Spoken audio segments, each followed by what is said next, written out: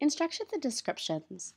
While this may seem like a straightforward chapter, there are a few reasons why it's really important to pay attention to the details of this chapter and really start writing for the reader, not writing for the writer. You obviously need to know who's your audience, what needs to be defined for them, what needs to be described for them, and what would be better being shown visually, what would be better being shown with bullet points, and what would be better just using words. So if we want to think about instruction sets, I think recipes are a great idea for instruction sets.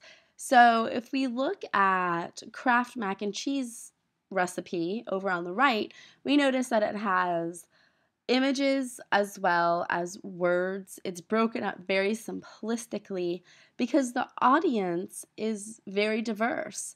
Kraft cheese is often 99 cents or less at the store.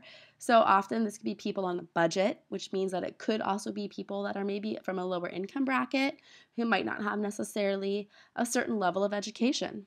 It could also be because there's two working parents and kids at home have to make this. It could also be because there's college students and it's 3 a.m. and they need something to eat. So there's all these different types of audiences, and so the information here is parsed out and really slimmed down, shown visually. But now here's allrecipes.com for mac and cheese. This is definitely a site for people who enjoy cooking. They want to make stuff from scratch, so they're not just going to open a box, maybe add some butter and milk.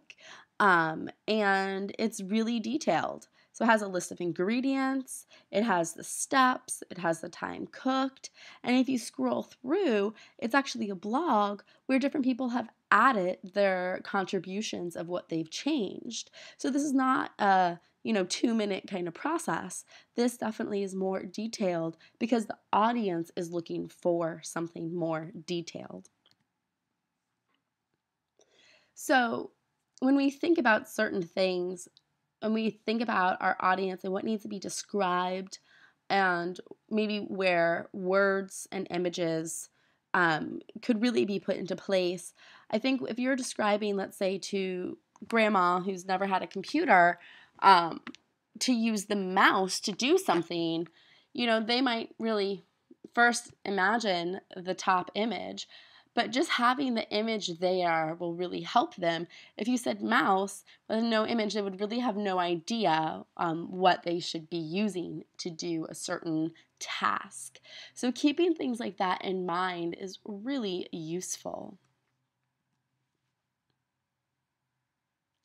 So again, realizing which one is going to help. So in one, you can describe it, of the black oval shaped clicky object, or however you would want to do that. But realistically, a actual image would be much better. There's certain things that you can do this, like a screen capture is one way, or downloading an image off of the internet and citing it is another way.